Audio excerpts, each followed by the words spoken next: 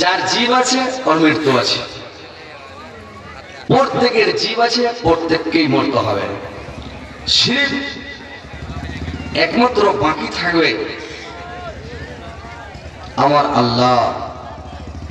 আল্লাহ বলেছেন কুল্লু মান আলাইহা ফান, যখন ওয়ায়াবকা ওয়াজহু রাব্বিকা যুল জালালি ওয়াল ইকরাম, মানে এই পৃথিবী সব যখন ফানা হয়ে যাবে, শেষ হয়ে যাবে, নিষ্প্রান্ত হয়ে যাবে, কিছু থাকবে না, পাহাড় পর্বত নদ নদী গাছপালা কিছু থাকবে না, একমাত্র বাকি থাকবে আমার আল্লাহ।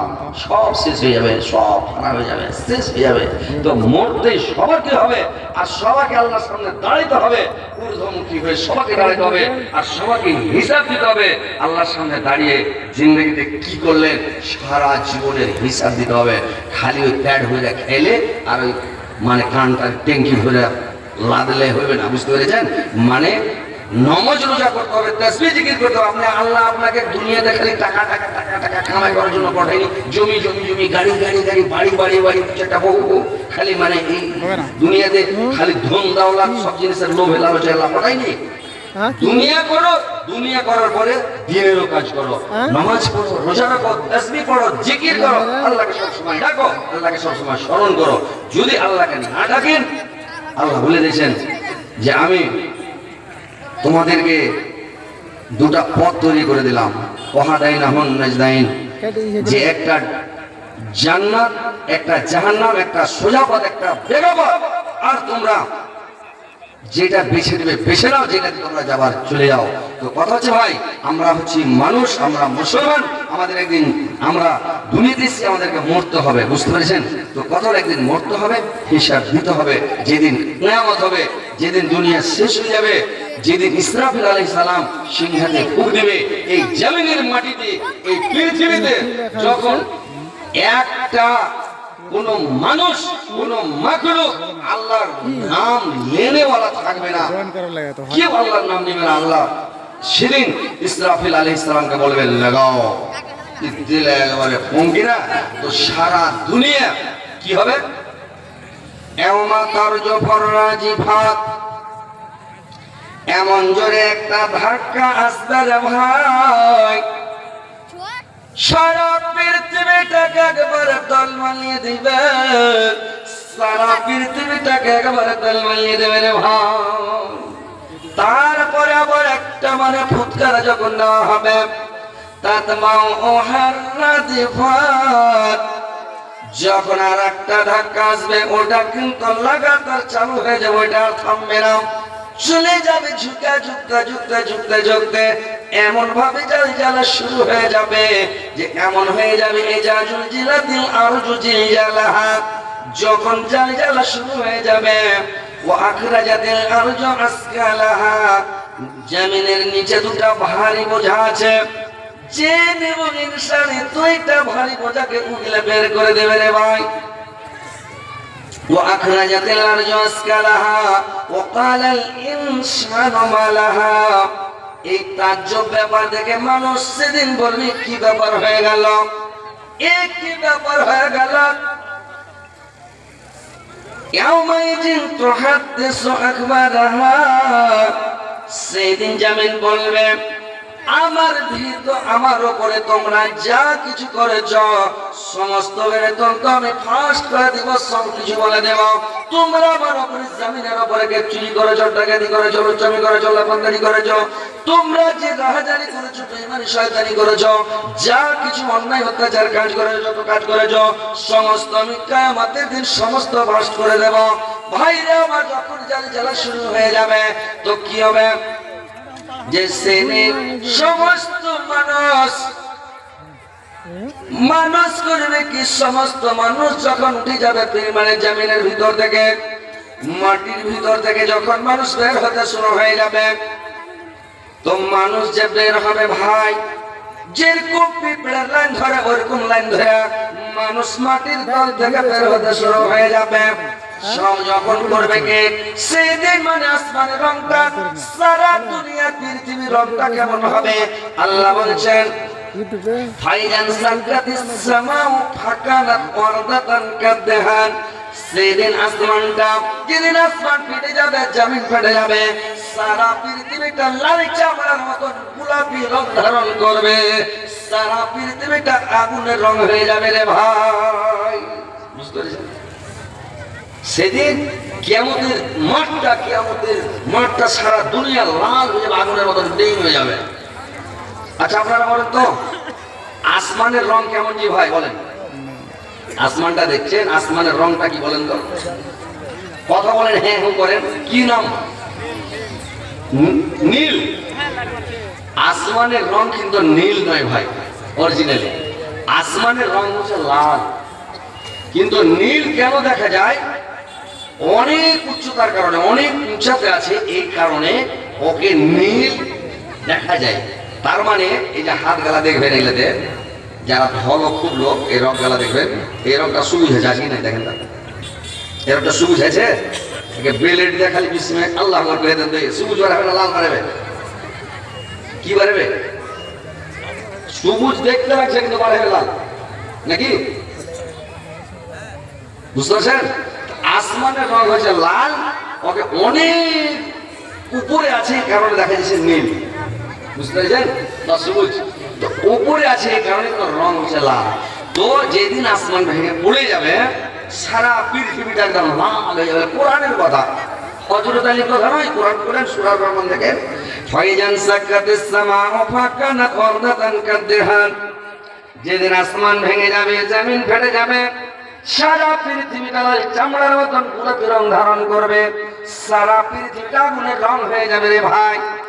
আর তখন গুনাহগার পাপিষ্টি মুজরিম যারা, বেনামাজি বেরোজাদার যারা, ওরা মাটির তল থেকে যখন বের হবে একটু হুক্কা মেরা বের হয়ে দেখবে সুবহানাল্লাহ, সারা দুনিয়া তো লাল হয়ে যাবে, মুড়ি খাওয়া উঠবে না। এর মুখে থেকে বলে কিয়ামতের মাঠে যেতে হবে না, হিসাব দিতে হবে না, লুকিয়ে থাকতে পারবে। আল্লাহর চোখে কেউ ফাঁকি দিতে পারে ভাই? আল্লাহর পক্ষ থেকে আগুন বের হবে, আগুন যাবে, ঢুঁড়বে কোনটা মানুষ লুকিয়ে আছে? জগদীশপুরে লুকিয়ে আছে না মোলাচন্ডিতে লুকিয়ে আছে না কাছরা বাড়ি না খাড়ির বলো না সিরিয়াবাদ মনে কোন জায়গা মানুষ লুকিয়ে আছে দেখবে, ধুঁড়ে বেড়াবে। ইউরসালু আলাইকুম আসওয়াজুম মিন নারিন ওয়া নুহাসুম ফালা তানতাসিরান। সেই দিন আগুনগুলো যাবে পয়রার মতো, যেরকম পয়রা দেখেন কবিতরকে পায়রা বলা হয়। কবিতর আকাশ দিয়ে উড়ে যায়, জমিতে কালাই বোনা থাকে, ওই কালের জমিতে পায়রা বসে যায়, কবিতর বসে যায়। আর ওখানে ঠোঁটকে ভরে দেয়, মানে চোখ ভরে দেয়, গাছটাকে কালের উপরে গাছটাকে ফেলে দেয়, কালাইটাকে খেয়ে নেয় রে ভাই। ওই রকম যখন আগুন জাহান্নাম থেকে আগুন যাবে, মানুষ কোনখানে লুকিয়ে আছে ওখানে যাবো, টেনে ছেঁচা বের করে পট পড়িয়া টান হবে। আগুন যখন চারদিক থেকে ঘিরে দেবো, মনে মনে করে উড়িয়ে একটাও মানুষ আল্লাহর নজরে ফাঁকি দিতে পারবে না, আল্লাহকে ফাঁকি দিতে পারবে না। সমস্ত মানুষ হাসুরের মাটি যখন যাবে, যখন সব কাজ করে নিবে, সেদিন কি করবে রে ভাই? কত খাতারনাক কিয়ামতের দিন, কিয়ামতের মাঠটা কত সাংঘাতিক মাঠ হবে, কত খাতারনাক হবে, যে সেদিন মানুষের অবস্থাটা কি হবে রে ভাই, যে কত খাতারনাক। যে আল্লাহ বলছেন কুল্লু জাতি হামলিন হামলাহা ওয়া তারান নাসা সুকারা ওয়া মা হুম বিসুকারা ওয়ালাকিন্না আযাবাল্লাহি শাদীদ। সেদিন যখন সিংহাতে ফুঁক দেওয়া হবে, কতগুলা গর্ভধারিণী মা তাদের গর্ভপাত হয়ে যাবে, বাচ্চা ভূমিষ্ঠ হয়ে যাবে। মা ছেলের দিকে তাকাবে না, ছেলে মায়ের দিকে তাকাবে না রে ভাই।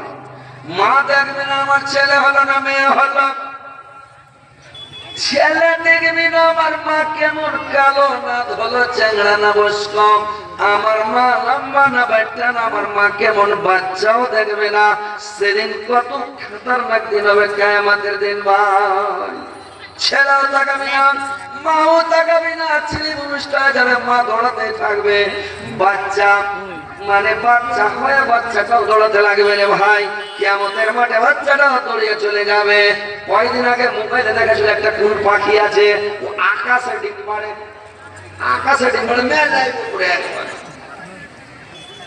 এমন উঁচাতে ডিম পাড়ে, এই আমার উঁচাতে কেউ লেখা বলছিল যে ফারাক কাবির যে কত টাকা খরচ হয়েছে, একটা লোক বলছেন পেরিলে কত, বলছে কমসে কম 4-5 হাজার কম খরচ হয়েছে। তারপর পেটের খাবার ফারাকটা বেরিয়ে 4-5 হাজার। একটা পায়াতে 20 লাখ টাকার বাল তো ফোড়ন ফুটে সেই জুটে আল্লাহ জানে নাকি। তো ওইরকম কত উঁচাতে থাকে যে ডিম পাড়ে, ডিমটা পড়তে পড়তে বাচ্চা বাড়িয়ে বাচ্চা উঠতে লাগে। এটা আল্লাহর কারিশমা, বুঝতে পেরেছেন? এইগুলা এই সোশ্যাল মিডিয়ার যুগে দেখতে পেয়েছেন। আমেরিকাতে আগুন লেগেছিল, ক্যাম্পের আগুন, কিসা আগুন ধরতে পারে না একটা পাখিকে দেখছে, পাখিটাই যাইছে আর ফের খালি করে দিছে কিনা ভোঁক আমরা দিয়ে এই করে আমেরিকাতে আগুন, মানে পাখির মুখে আগুন ছিল। আল্লাহর কারিশমা নাই, মোবাইলে দেখাচ্ছিল। তো ওইরকম মানে ডিমটাও পারছে, তো বাচ্চা হইয়া পড়ে বাচ্চা উঠতে লাগছে। এরকম কিয়ামতের দিন মানুষ বাচ্চা হয়ে যাবে, মা জানে না যে আমার বাচ্চা ভূমিষ্ঠ হলো, আমার বাচ্চা বেরোলো, আমার বাচ্চা খেলা আসলো, মা জানে না। বাচ্চাও জানে না, বাচ্চা দৌড়াবে, মা দৌড়াবে।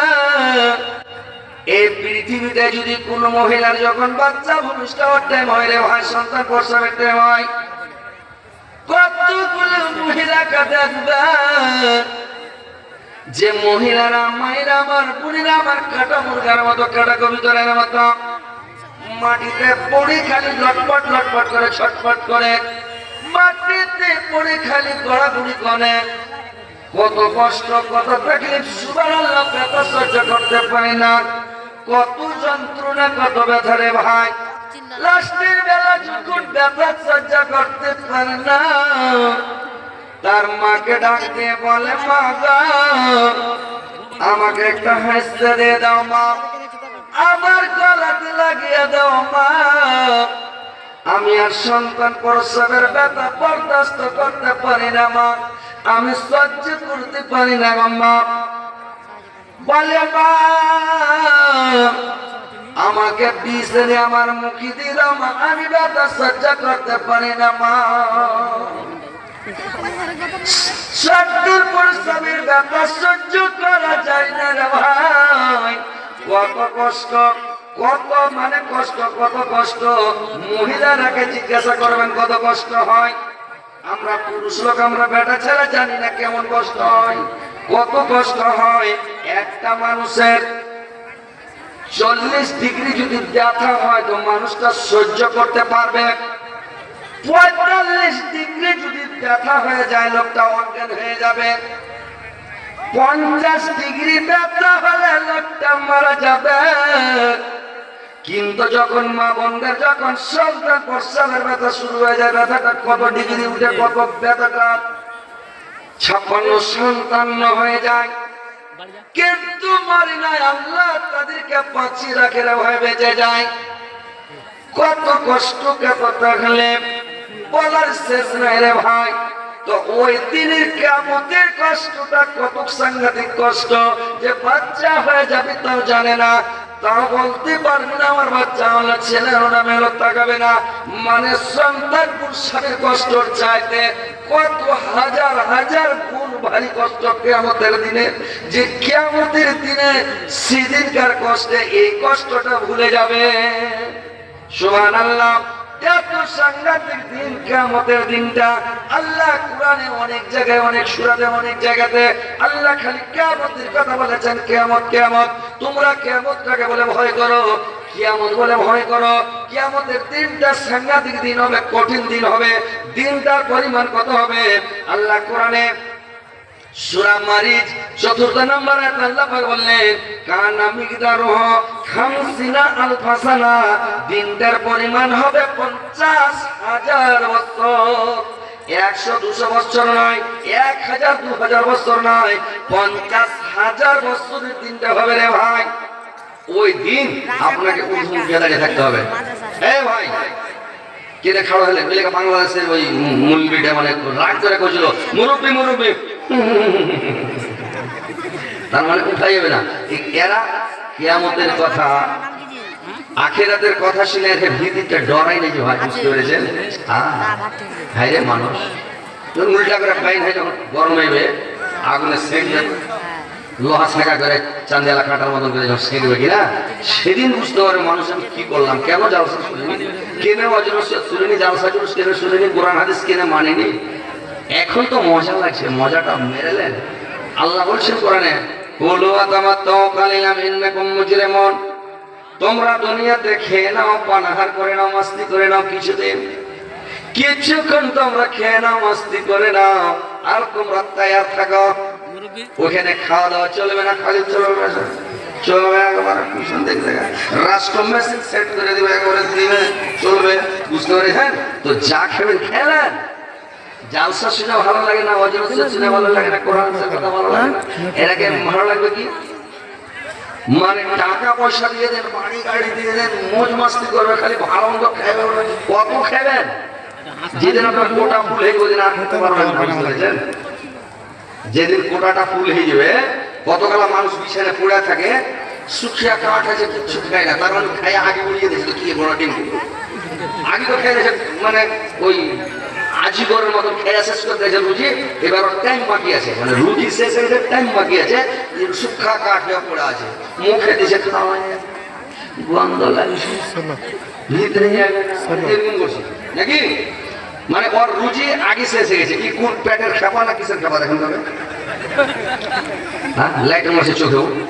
তো কথা হচ্ছে যে আর যে লোকটা মানে রুজি বাকি আছে, কাঞ্জুসি করেছে, খায়নি, ওর রুজি বাকি আছে, ওর টাইম শেষ হয়ে গেছে, তখন খালি খাবো খালি খাই করছে। মানে কেউ বলছে ছেলে হাগলে করে আর বুড়া হাগলে মরে, ছেলে পেলে যদি হাগে বড়ি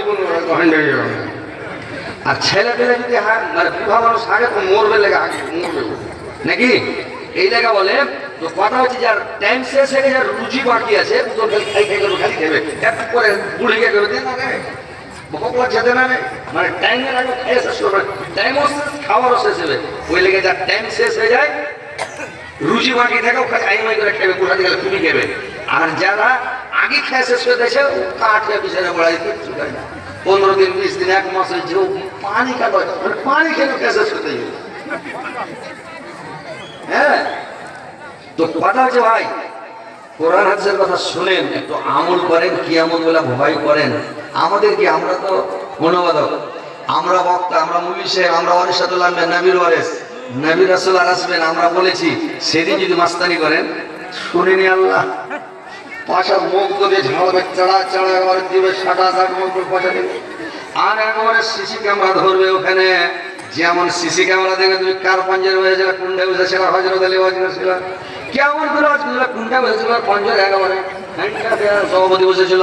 তো তোমরা কোন সভাপতি ছিল, কেটা ছিল, কোন গ্রামে ছিল, সেকেন্ড মিনিট দেখে, একবারে সেকেন্ড দেখে, মিনিট দেখে, ঘন্টা দেখে, আজকের তারিখ কত, 19 কি নভেম্বর নাকি, একবারে ডেট তারিখ দিয়া দেখিয়ে দেবে, অমুক দিন তুমি জালসা শুনেছিলে না, পালিয়ে গেছিলে, শুনুনি, আমল করনি, বুঝতে পেরেছেন? সেদিন অস্বীকার করার কিছু থাকবে না ভাই, কথাগুলো ভালো করে শুনুন, আমল করেন, কেমন ভয় করেন যে ভাই উল্লঙ্ঘ হয়ে বিনা খাতনায় আপনাকে দাঁড়িয়ে থাকতে হবে 50,000 বছর, জিন্দগির হিসাব দিতে হবে, খালি খেলে হবে না, খালি দুনিয়া করলে হবে না, খালি টাকা টাকা টাকা, বাড়ি গাড়ি গাড়ি, বহু বেটি, পোতা পতি, লাতা লাতে, সব ব্যস্ত, খালি ব্যস্ত। সেদিন ব্যস্ত ছুটিয়ে দিয়ে, বুঝতে পেরেছেন? বাপ চিনা দেবে না, মা চিনা দেবে না, ভাই চিনা দেবে না, কেউ কাছে ফিরবে না, কেউ চিনা দেবে না। মনে পালাইছে, ও মনে পালাইছে, এটা মোবাইলে দেখাছিল কিছুদিন আগে, মেলা কোনো শাড়ি আছে, এদিকে লোক এমন উড়ে গেল, মানে কিয়ামতের মাঠের নিশানাটা দেখেছে, কেউ চিনা যাবে না। আর সেদিন কেউ কারোর দিক থেকে চালা করতে পারবে না, কথা বলতে পারবে না, কেউ কারোর উপকারে আসবে না ভাই। এই দুনিয়াতে বিপদে পড়ে গেলে তো আপনার কেউ হবে। যদি গোটা গ্রাম আপনাদের জগদীশপুরের লোককে যদি কেউ মারে, যদি পাশের গ্রামের লোক যদি মারে, গোটা গ্রাম বাদী হয়ে যাবে। একটা লোককে মারলে কেন আমাদের গ্রামের লোককে মারা হবে? যদি আপনাদের মানে এই যদি রায়গঞ্জ থানার লোককে করণ দেখি থানার লোক মেরে দেয়, গোটা রায়গঞ্জ থানা বাদী হয়ে যাবে। কেন করণ দেখি লোক রায়গঞ্জ থানার লোককে মারলো, গোটা থানা বাদী হয়ে যাবে। বিচার চাই। উত্তর দিনাজপুরের লোককে মালদা জেলার লোক মারলে গোটা উত্তর দিনাজপুর বাদী হয়ে যাবে। পশ্চিম বাংলার লোককে বিহারের লোক মেরে দিলে বিহারের গোটা পশ্চিম বাংলা বাদী হয়ে যাবে। ভাই আমার আপনার দিকে কেউ না কেউ হবে, কিন্তু কিয়ামতের মাঠে কেউ কারোর দিকে হবে না, কারোর লাইন চলবে না, কারোর কথা চলবে না। আল্লাহ বলছেন ওয়ালা তামলিকু নাফসুন লিনাফসিন শাইআ ওয়াল আমরু ইয়াওমাইযিন লিল্লাহ। সেদিন একমাত্র কানুন চলবে আল্লাহর, সেদিন কোন মানুষের কানুন চলবে না, বিচার চলবে না, কোন মিশরের বাদশার কানুন চলবে না। মিশরের বাদশার কানুন হলে একজনা চুরি করলে আর একজনকে জেলে দেওয়া রাখবে, কিন্তু সেদিন মিশরের বাদশার কানুন চলবে না, কোন রাজা বাদশার কানুন চলবে না। ভাই তো কথা হচ্ছে কিয়ামতের দিনটাকে ভয় করেন, যেই দিন মানুষ কিয়ামতের মাঠে যখন উঠতে লাগবে ভাই, হাসরের মাঠে যখন মানুষ উঠবে, উঠার পরে যখন মানুষ জমা হবে, তো জমা হবে এরকম হুন্ডা ঠিকই জমা হবে না যে আপনাদের এলাকার লোক আর আমাদের এলাকার লোক সব মিশাল হয়ে জমা হয়ে গেলে এরকম হবে না। কি মনে করছেন এরকম জমা হবে? জালসা মতন বসে গেলে সবাই এরকম হবে? কিয়ামতের মাঠে জমা হবে সারিবদ্ধ, কাতার মতো দলবদ্ধ হবে, বুঝতে পেরেছেন? দল বানিয়ে বানিয়ে করা হবে। আল্লাহ বলছেন ইয়াওমা ইয়ানফাখু ফিস-সূরি ওয়া নাহসারুল মুজরিমিনা ইয়াওমাইযিন জুরকান। আমি কিয়ামতের দিন যখন মানুষকে উঠাবো, অপরাধীদের চেহারাগুলোকে বিগড়ে দেব, বেনামাজি বেরোজাদার কাফির বেদিন মুশরিক ইহুদি নাসারা খ্রিস্টান তাদের চেহারাগুলো বিগড়ে যাবে, বেনামাজি বেরোজাদারের চেহারা বিগড়ে যাবে, সবারই চুলগুলো খড় খড় কাটা কাটা হয়ে যাবে, চোখগুলো নীল হয়ে যাবে, সবুজ হয়ে যাবে, আর দেখায় ভয়ঙ্কর লাগবে রে ভাই। ওই অবস্থাতে জমা হবে। আল্লাহ মানুষকে শ্রেণী ভাগ করে দেবে। একটা শ্রেণী কিয়ামতের মাঠে জমা হবে, শরীরাকার আকৃতি ধারণ করে জমা হবে। ওই লোকটা যে শরীরাকার আকৃতি ধারণ করবে, একটা দল একটা শ্রেণী একদিকে জমা হবে। এই লোকটা পৃথিবীর বুকে জিন্দেগিতে কোনোদিন হালাল রুজি খায়নি, হারাম খেয়েছে, বেঈমানি করে খেয়েছে, শয়তানি করে খেয়েছে, চিটারি করে বাটপারি করে খেয়েছে, ঘুষ খেয়েছে, সুদ খেয়েছে। এই লোকটা মানে হালাল রুজি খায়নি, এই জন্য মানে শরীরের আকার আকৃতি ধারণ করে জমা হবে। কিয়ামতের মাটি উঠবে, ওদেরকে একদিকে একটা দল, একদিকে একটা শ্রেণী একদিকে করে রাখবে, তারপরে আর একটা দল আসবে রে ভাই। ওই দলটা যখন কিয়ামতের মাঠে জমা হবে, ওই দলটা কি করবে? আর একটা দল আসবে, আর হাত থাকবে না, পা থাকবে না, একবারে পুঙ্গ হয়ে খালি বডিটা থাকবে, এখান থেকে হাত থাকবে না, এখান থেকে পা থাকবে না, খালি বডি। পরে পাল্টে পাল্টে উল্টিতে পাল্টিতে জমা হবে, ওর বডিটাই থাকবে না, হাত পা থাকবে না। ওই লোকটা পৃথিবীতে যারা প্রতিবেশীকে কষ্ট দেয়, পড়োশীকে কষ্ট দিয়েছে, যারা নিজের প্রতিবেশীর উপরে জুলুম করেছে, কষ্ট দিয়েছে, ওই লোকটা পঙ্গ হয়ে কিয়ামতের মাঠে উঠবে রে ভাই। ওরা একটা দল, একটা শ্রেণী। আল্লাহ রাসূল বললেন তোমরা প্রতিবেশীকে কষ্ট দেবে না, পড়োশীকে কষ্ট দিবে না, তোমরা পড়োশীর সাথে সৎ আচরণ করো, ভালো আচরণ করো, তোমরা পড়োশীর সাথে ভালো ব্যবহার করো। আল্লাহর নবী বললেন তোমরা প্রতিবেশী যেন তোমার কাছে নিরাপদে থাকে, যেন ভালো থাকে। সে দিন মানে মুসলমান হোক আর সে বেদিন মুশরিক হোক কাফের হোক, কিন্তু তোমার প্রতিবেশী যেন নিরাপদে থাকে, তোমার প্রতিবেশীকে তুমি কষ্ট দিও না। তোমার সাহাবারা বললেন ইয়া রাসূলুল্লাহ, নবী গো বলুন তো আমি কেমন করে বুঝবো যে আমি ভালো মানুষ, আর কেমন করে আমি বুঝবো যে আমি খারাপ মানুষ? আল্লাহর রাসূল বললেন যখন তোমার প্রতিবেশী তোমার নাম করবে লোকটা খুব ভালো সুন্দর, সেই দিন তুমি জেনে নিও সত্যিকারে তুমি ভালো। তোমার প্রতিবেশী যদি তোমার বদনাম করে, শেখায়ত করে, দুর্নাম করে, লোকটা ভালো নয়, এরকম খালি বাড়ি বলে লোকটা ভালো নয়, ওই দিন আপনি জেনে নিন আপনি খারাপ। যদি বলে যায় লোকটা পাড়া প্রতিবেশীর সাথে চলতে জানে না, কারো আম পড়ায় নেই, কারো জাম পড়ায় নেই, কারো কি করে নেয়, খালি আইল যাবে। আর প্রতিবেশী করে কি নিজের দিকে উঁচা করে পরের পানি আড়িয়া পড়োশীকে ডুবিয়ে মেরে দেয়। এইগুলো জুলুম করা হলো প্রতিবেশীর উপরে। আর যদি ক্যালের কাঁটাতে গাছ লাগিয়ে দেখবো জমি নষ্ট করে দিল, ফসল হতে দেয় না, এটা হলো প্রতিবেশীর উপরে জুলুম করা। আর করে কি প্রতিবেশী মানে দেওয়াল এখানটা বাঁশ লাগে কাপড় শুকাবে, কিন্তু বাঁশ খানটাও লাগাইতে দেয় না। টাউন বাজারের লোক যদি টাউনে মানুষ মরে যায়, প্রতিবেশীর লোক জানে না। এই ফ্লাইটের লোক আছে, ওই ফ্লাইটে কে আছে জানে না, কোন ঠেকার লোক আছে জানে না, ও মরে গেছে কি জানে না, মরে গেছে কি জানে না, যদি খবর হয়ে যাবে না। টাউন বাজারে পুছ করবেন ভাই অমুক জায়গায় এত নাম্বার বাড়ি কোথায় আছে, বলে আগে চলে যাও পেয়ে দেবে, কইবে না। আর আমাদেরকে এখানে এই দিহাতে পাড়া গ্রামে যদি কুচ করা হয় বলে ওইখানে যাও, ওই গাছটার পরে ওইটা গাছ, ওই গাছের পরে একটা মসজিদ করে, মসজিদের পরে টেনিস মিটার পরে ওই বাড়ি দেবো, এমন করে দাগ মেরে দেবে ওই খেয়ে এই পেয়ে পাবে নাকি। টাউন বাজারে বলবে না, ওই লেগে ওরা প্রতিবেশীর হক আদায় করতে ওরা পারে না। তো প্রতিবেশীর সাথে ভালো আচরণ করতে হবে, সব আচরণ করতে পড়োশকে ভালোবাসতে হবে, জানেন। প্রতিবেশীর উপরে জুলুম করবেন না। আল্লাহ রাসূল বললেন যারা প্রতিবেশীর উপর জুলুম করে কিয়ামতের দিন ওরা পঙ্গু হয়ে উঠবে রে ভাই। প্রতিবেশীকে জুলুম করবে না। আল্লাহ রাসূলকে বললেন প্রতিবেশীকে, আল্লাহ রাসূলকে সাহাবীরা জিজ্ঞাসা করলেন প্রতিবেশীকে, আল্লাহ রাসূল বললেন প্রতিবেশী তোমার প্রতিবেশী যার সঙ্গে তুমি ছোটতে খেলাধুলা করে মানুষ হয়েছে ওটা তোমার প্রতিবেশী। যার সাথে লেখাপড়া মাদ্রাসায় করেছো, মানে মসজিদে করেছো, স্কুলে লেখাপড়া করেছো, তোমার সাথী যার সাথে যাইতে গেছে ওটাই তোমার প্রতিবেশী। আর তোমার জমির পাশে যার জমি আছে ওটাও তোমার প্রতিবেশী। দোকানের পাঞ্জরে দোকান আছে ওটাও তোমার প্রতিবেশী। তোমার বাগানের পাঞ্জরে বাগান আছে ওটাও তোমার প্রতিবেশী। হযরত আলী বললেন ফজরের টাইমে যতগুলো মুসল্লি নামাজ পড়তে আসে মসজিদে ওই সবটি তোমার বড় প্রতিবেশী পড়োশী। আর হযরত আয়েশা থেকে বর্ণিত, আয়েশা বললেন আল্লাহর রাসূল বলেছেন বাড়ির এই পাঁজরে 40টা বাড়ি তোমার প্রতিবেশী, এদিকে 40টা প্রতিবেশী, এদিকে 40টা বাড়ি প্রতিবেশী, এদিকে 40টা বাড়ি প্রতিবেশী। আল্লাহর রাসূল বলেন তোমরা প্রতিবেশীর সাথে সদাচরণ করো, ভালো আচরণ করো, তাদের সাথে দুর্ব্যবহার করবে না, খারাপ আচরণ করবে না, তো তোমার ইহকাল নষ্ট হবে, তোমার পরকাল নষ্ট হবে। তোমার ভালো মন্দের রেপোর্টার হচ্ছে তোমার মানে প্রতিবেশী। তো তুমি প্রতিবেশীর সাথে সদাচরণ করো। ভাইরা আমার, প্রতিবেশীকে কোনোদিন কষ্ট দেবে না। আল্লাহ রাসূল জিহাদে বের হয়ে গেলেন, যুদ্ধে যাবেন। আল্লাহ রাসূল বললেন ওরে আমার সাহাবারা তোমরা বলো তো তোমরা কি কেউ এরকম আছো যে প্রতিবেশীকে কষ্ট দিয়েছো, প্রতিবেশীর উপরে জুলুম করেছো, এরকম কেউ আছো? একজন সাহাবা বললেন ইয়া রাসূলুল্লাহ, নবী গো আমি আছি গো হুজুর, আমার প্রতিবেশীকে আমি কষ্ট দিয়েছি। বললে তোমার প্রতিবেশীকে কি কষ্ট দিয়েছো? বললাম আজকে ফজরের টাইমে আমার প্রতিবেশীর দেওয়ালে আমি ওর দেওয়ালে পেছাব করেছি, গাড়িয়া ওর দেওয়ালে পেশাব করে দিয়েছি। আল্লাহর রাসূল বললেন তোমাকে যুদ্ধে যেতে হবে না, জিহাদে যেতে হবে না, তুমি হাঁটো ঘুরে বাড়ি যাও। তোমার প্রতিবেশীকে কষ্ট দিয়েছো, তুমি বাড়ি যাও, জিহাদ যেতে হবে না।